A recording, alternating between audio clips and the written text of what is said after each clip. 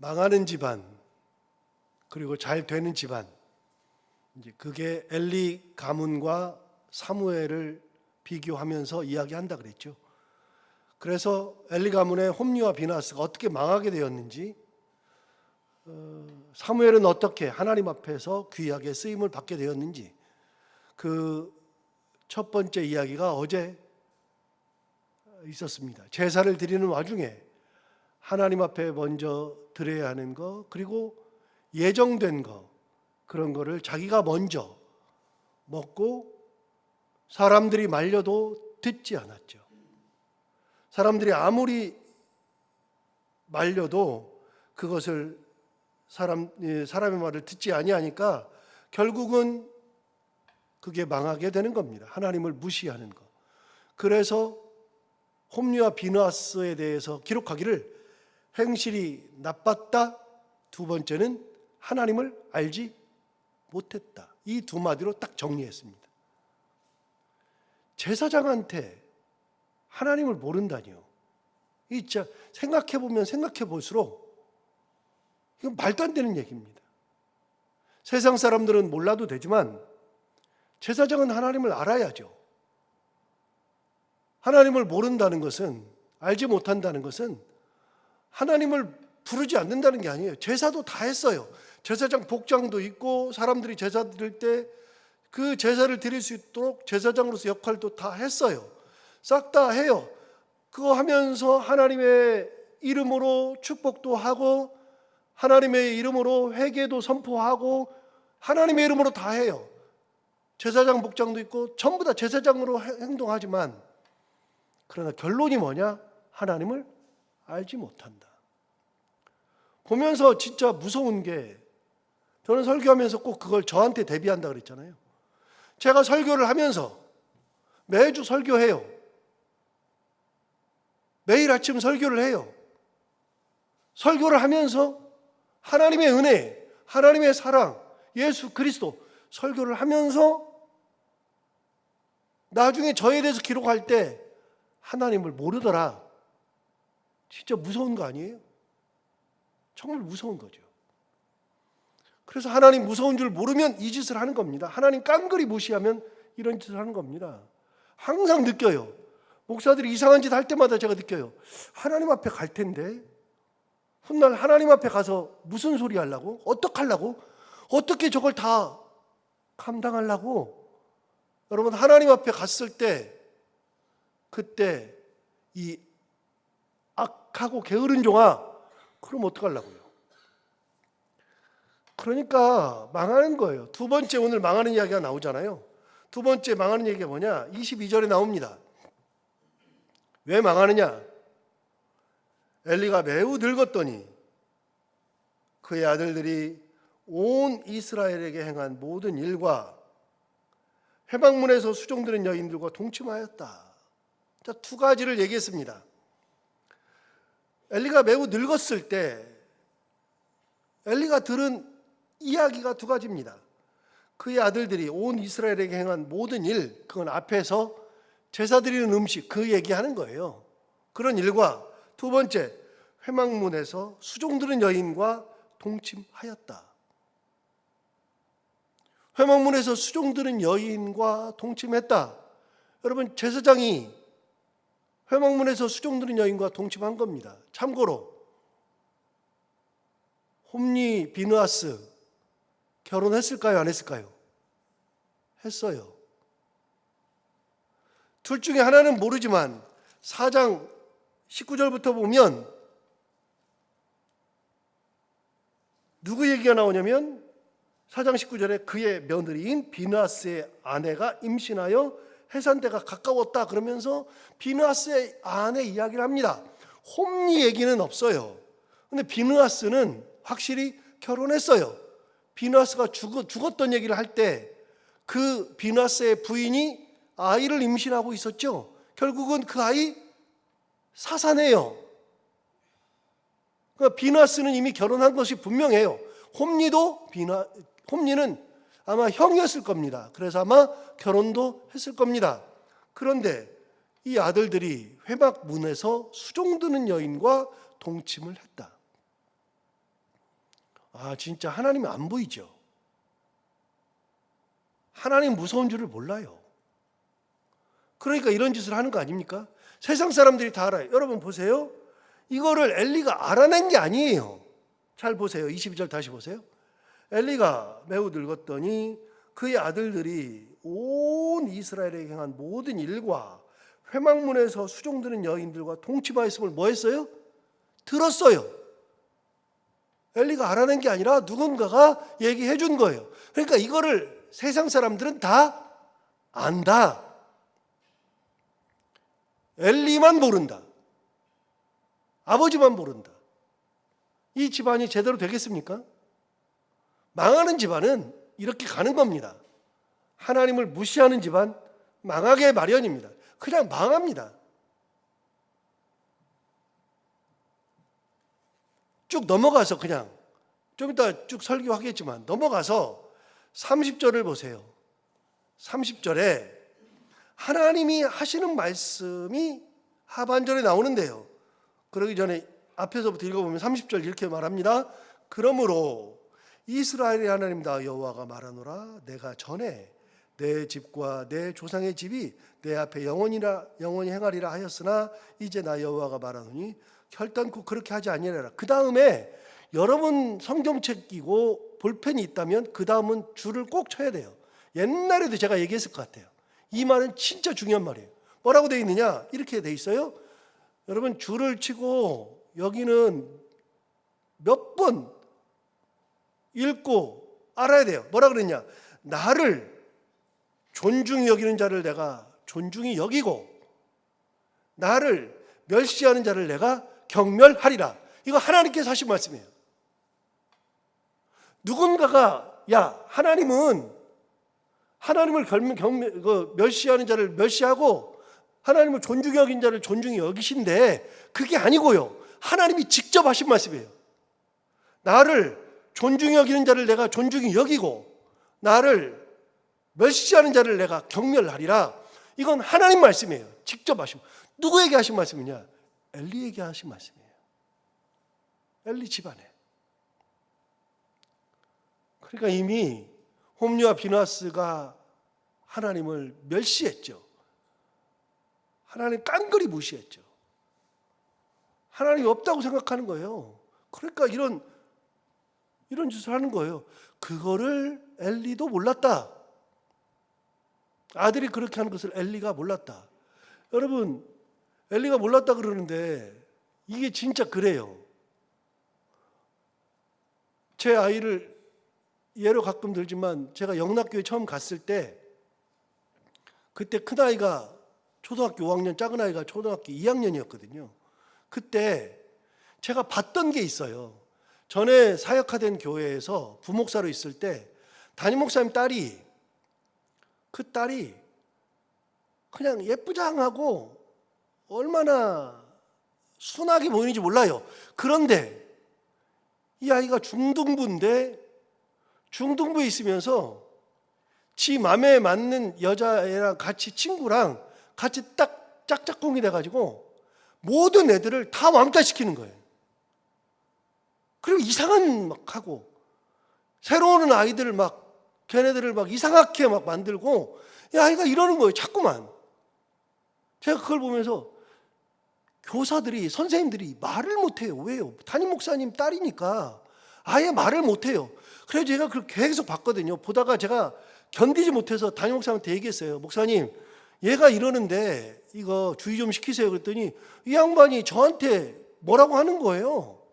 저한테 얘기를 했으면 들어줘야지. 제가 얼마나 부목사가 어떻게 담임 목사님한테 그런 얘기를 합니까? 쉽게 못합니다. 그런데 그 얘기를 했을 때에는 진짜 마음 먹고 하는 거거든요. 그런데 이 양반이 저한테 뭐라고 하는 거예요. 자기 딸은 안 그런데요. 그런데 할 말이 없잖아요. 제가 혼나기만 했어요. 제가 그 이유로 알았어요. 목사들 자녀들한테는 성도들이 말을 못하고 목사한테도 얘기를 못하는 거. 그걸 제가 알았기 때문에 경험했기 때문에 영락교회 부목사로 갔지만 영락교회 부목사들한테 얼마나 성도들이 잘하는지 너무 잘해요. 과잉으로 잘해요. 진짜 잘해요. 그러니까 너무 섬기기만 하고 그래요. 영락교회 가면 목사들이 버릇이 나빠져요. 근데 그러고 있으니까 제가 아이들이 이제 교회 학교를 가니까 교회 학교를 가면서부터 제가 매주마다 교회 학교를 올라갔어요. 5학년 우리 아이 있는데 2학년 우리 아이 있는데 가가지고요 선생님을 꼭 만났어요. 쭉 예배를 어떻게 드리나 뒤에서 쭉 쳐다봐요. 얘가 예배를 잘 드리나 안 드리나 쳐다보고요. 친구들과 어떤 관계인가 쳐다보고요. 그러다가 선생님 예배가 끝나면 선생님한테 물어요. 우리 아이가 혹시 갑질하는 거 없는지, 혹시 예배를 잘 안 드리는지, 성경 공부하는데 딴짓하고 선생님 괴롭게 하질 않은지 그거를 계속 물었어요. 5학년, 2학년 계속 가서. 3개월을 갔더니 선생님이 그러시더라고요. 목사님 얘들 안 그래요. 얘 안 그래요. 그러니까 오지 마세요. 그래서 그다음부터는 안 갔어요. 안 갔는데 그럼에도 불구하고 가끔 올라가서 선생님한테 꼭 물어봐요. 목사 아들이니까 얘기 못할 줄 알지만 얘기를 해줘야 된다. 그래야 가르친다. 그러면서 굳이 물었어요. 끝까지 물었어요. 여러분 자녀가 이렇게 되는 거는 순식간이에요. 순식간. 제가 경험해 보니까 사람들이 말도 못해요. 근데 이 이야기를 엘리가 들은 거예요. 엘리가 이 이야기를 들었을 때에는 이미 이 아이의 문제는 심각한 거예요. 아주 심각한 거. 그러면 이 아이를 어떻게 해야 되느냐? 이런 문제가 있어요.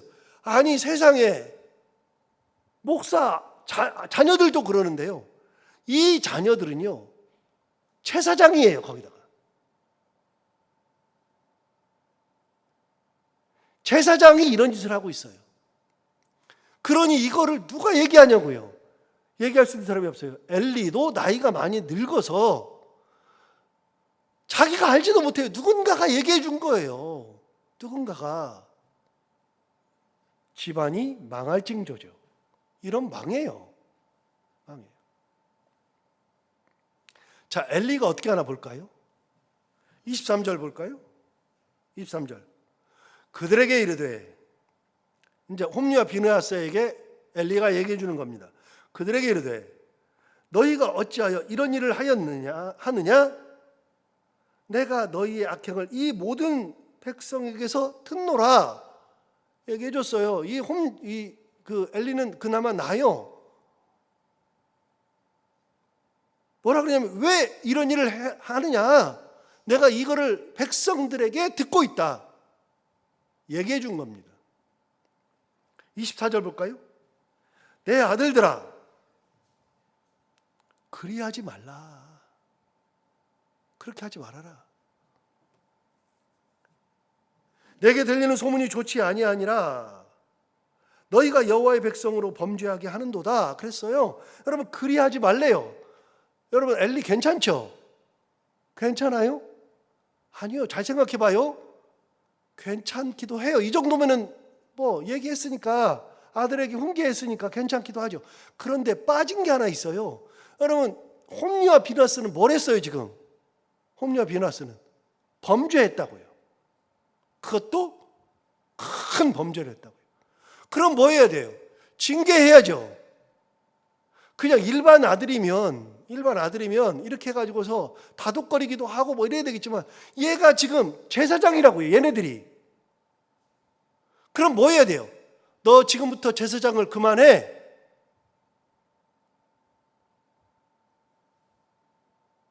그래서 제사장 직분을 못하게 해야죠. 왜요? 제사장 직분을 하다가 하나님의 예물에 손댔잖아요. 회막문에서 수종들은 여인을 범했잖아요. 제사장 하다가 그렇게 한 거잖아요. 그럼 뭐 해야 돼요? 너는 그만해. 이제 제사장은 하지 마. 못하게 해야죠. 그리고 너는 다른 데 가 살아. 너는 이곳에 얼씬도 하지 마. 너는 다른 데로 가 살고 그리고 다른 데로 보내버려야죠. 이 아이에게 그러지 말아라가 답이 아니라 그러지 말아라 다음에 현실적으로 그 죄에 범한 것에 대한 응분한 대가를 치르게 해야 돼요. 다른 사람이 아니에요. 제사장이에요. 제사장. 제사장이 이렇게 했으니, 야, 내가 백성들에게 이 말 들으니까 너 왜 그래? 그러지 말아라. 이게 전부예요. 이게 전부. 그러니까 망하는 거예요. 잠언에서 아이를 매로 때릴지라도 죽지 아니하리라. 저는 그 말씀을 믿어요. 때려도 안 죽어요. 아이를 훈계할 때 훈계를 해도, 아무리 훈계를 해도 그 아이 괜찮아요. 그런데 지금 이게 엘리가 한 거는 훈계는 했어요. 그러나 그 다음에 조치가 없어요. 이 아이들이 안 듣죠. 아버지가 늙었는데요. 곧 있으면 저 아버지 자리는 내가 차지할지도 모르는데요. 다 컸는데요. 이제 안 듣죠. 그럼 어떻게 돼요? 아버지의 권위로 안 들으면 아버지의 권위로 찍어 눌러야죠. 못하게 해야죠. 25절 볼까요? 25절. 사람이 사람에게 범죄하면, 잘 보세요. 사람이 사람에게 범죄하면 하나님이 심판하신다. 그랬어요. 자, 사람에게 이렇게 하면은요, 하나님이 심판해요. 야, 너 잘못했네. 너 왜 그랬어? 너 이상한 짓 하지 마. 너 얘한테 갚아. 이렇게 할 수 있어요. 야, 너 왜 그랬어? 너 왜 사람을 그렇게 무시해? 네가 그게 할 짓이야? 너 그렇게 하면 안 되는 거야. 너 그러니까 이제부터는 이 사람에게 가서 그 집을 섬겨. 뭐 이렇게 하겠죠. 하나님이 심판하셔요. 사람과 사람의 관계를 하나님이 심판하셔요. 그런데 잘 보세요. 다시 25절 보세요. 사람이 사람에게 범죄하면 하나님이 심판하시려니와, 그 다음 뭐라 그러냐면, 만일 사람이 여호와께 범죄하면 누가 그를 위하여 간구하겠느냐 그랬어요. 자, 이 말 속에는 뭐가 들어있어요? 사람과 사람이면 하나님이 심판하셔요. 그런데 사람이 하나님께 범죄하면 누가 그를 위하여 간구하겠느냐, 이 말은 뭐예요? 그거를 말릴 수 있는 사람이 없어요. 하나님의 그 심판을 말릴 수가 없어요. 그런데 이 앞으로 넘어가서 사람이 사람에게 범죄하면 하나님이 심판하셔요. 심판하셔서 네가 잘못했으니까 너 거기 가서 매를 5대 맞아. 이랬을 때 아버지가 나서요. 하나님, 내 아이가 잘못했으니 저를 때리십시오. 제가 이 아이가 맞을 5대 중에 4대를 맞겠습니다. 그래서 이 아이를 위해서 간구할 수 있어요. 누가 범죄하면 간구를 해줘요. 대신 간구해줘요. 그걸 대신 지겠다고 하는 경우가 있어요. 큰 죄에 빠지면 그러면 이스라엘 백성들이 나설 수도 있어요. 간구할 수 있어요. 그런데 사람이 하나님께 범죄하면요, 누가 나서요? 나설 수 있는 사람이 없어요. 아버지도 안 돼요. 하나님께 범죄하는 거 안 돼요. 보세요. 제사장이 지금 자기 아들이 지금 하나님께 범죄했잖아요. 예물을 손댔잖아요. 하나님께 드리는 제단에 제물을 손댔어요. 하나님께 범죄했죠. 하나님 알기를 우습게 알았죠. 자, 회막문에서 수종드는 여인이에요. 여러분, 회막문에서 수종든다는 것은 그 회막에서 같이 일하는 사람이에요. 그런데 그 사람을 데리고서 동침을 했으니, 그럼 이 사람도 이것도 역시 하나님 앞에 죄를 짓는 거예요. 누가 간구해줘요? 누가? 그때는 아버지가 징벌해야죠. 너는 제사장으로서 자격이 없죠.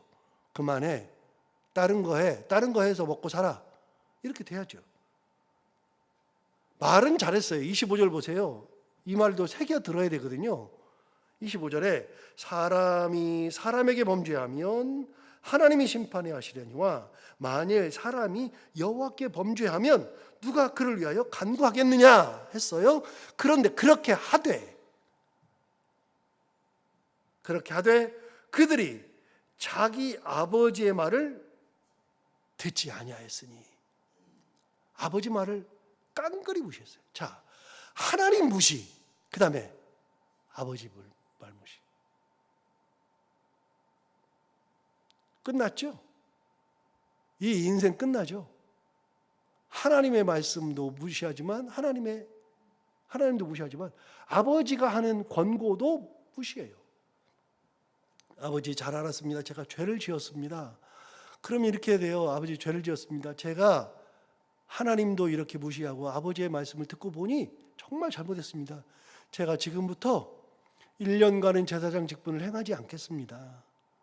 제가 지금부터 1년 동안 회개하고 하나님 은혜 가운데 다시 거듭나서 하나님 용서하시고 하나님께서 은혜를 다시 주시면 감당하겠나이다. 이렇게 나와야죠. 이렇게. 그래서 들을 줄 알아야 돼요. 들을 줄 알아야 된다.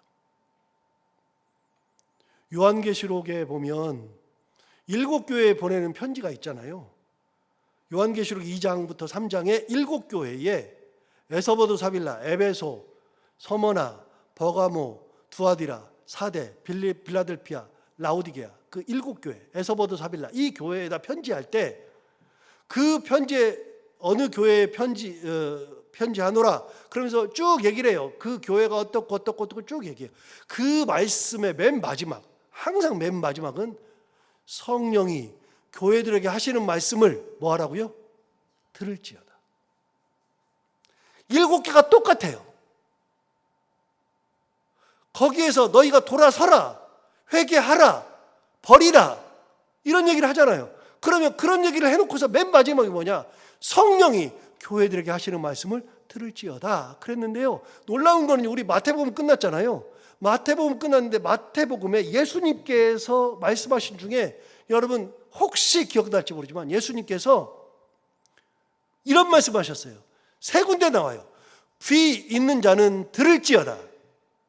예수님도 3번 얘기한 적이 있어요. 그럼 귀 있는 자가 듣는 거예요. 귀 있는 자.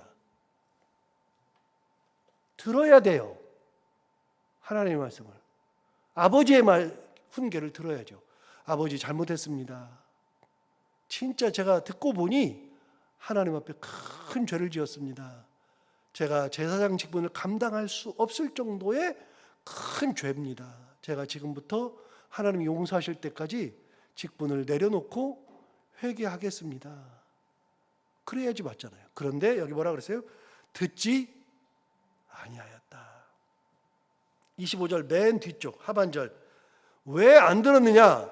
이는 여호와께서 그들을 죽이기로 뜻하셨음이더라. 하나님께서 죽이기로 뜻하신 거예요. 그렇게 나를 무시해 죽여야지라고 뜻하셨어요. 여러분 이거 보면 뭔 생각 나세요? 출애굽기에서 10가지 재앙이 있을 때마다 바로가 뉘우쳐요. 아, 내가 잘못했다. 하나님께 빌어서 이 재앙이 지나가게 해달라. 그러면 모세가 빌어요. 그러면 재앙이 지나가요. 지나가면 또 마음이 강팍해져요. 강팍해질 때 성경이 뭐라 그러냐? 여호와께서 하나님께서 바로의 마음을 강팍하게 하사. 희한하죠? 희한하죠? 하나님께서 바로의 마음을 강팍하게 만드시는 거예요. 내가 돌아섰어요. 하나님 앞에 간구해서 지나가게 해달라. 그래서 진짜 막 내가 이제는 이거 끝나면 난 진짜 너희들 다 내보낼게 했는데 그런데 그것만 끝나면 지나가기만 하면 또 강팍해져. 왜 이렇게 강팍해질까? 성경은 분명하게 말했어요. 여호와께서 바로의 마음을 강팍하게 하시더라. 여기 뭐라 그래요? 하나님께서 그들을 죽이기로 뜻하셨음이었더라. 안 들려요. 안 들려. 마지막 26절 볼까요? 26절에 이렇게 말합니다. 또 비교해줘요. 또 어떻게 비교해주느냐? 아이 사무엘이 점점 자라매 여호와와 사람들에게 은총을 더욱 받더라. 여러분 사무엘은요 점점 자라면서 은총을 받았어요. 그런데 잘 보세요. 다시요. 아이 사무엘이 점점 자라매 그 다음에 누구요? 여호와와 그 다음에요 사람들에게. 자 그러면 보세요. 아까 여호와께서 홈리와 비나스 그 아들을 죽이기로 작정하셨죠. 하나님께서 죽이려고 작정했어요. 이 아이들은 하나님께서 죽이려고 작정했어요. 그 다음에 사람들이 엘리에게 그 나쁜 행실을 다 얘기해 줬어요. 그 얘기를 할 때 사람들은 홈리와 비나스에 대해서 뭐라고 생각해요? 그런 생각하죠. 이게 인간이야? 이게 제사장으로서 이렇게 할 일이야? 그렇게 다 하죠. 사람들에게 존귀 여김을 받지 못하죠. 무시당하죠. 뒤에서 욕하죠. 앞에서는 욕을 안 해요. 제사장이니까 앞에서 욕 안 하죠. 여러분도 그러잖아요. 목사가 잘못하면, 여러분 목사한테 와가지고 얘기하는 사람은 거의 없어요. 목사가 잘못하면 대부분의 교회가 다 그래요. 그러니까 목사가 잘못된 길을 가는 거예요.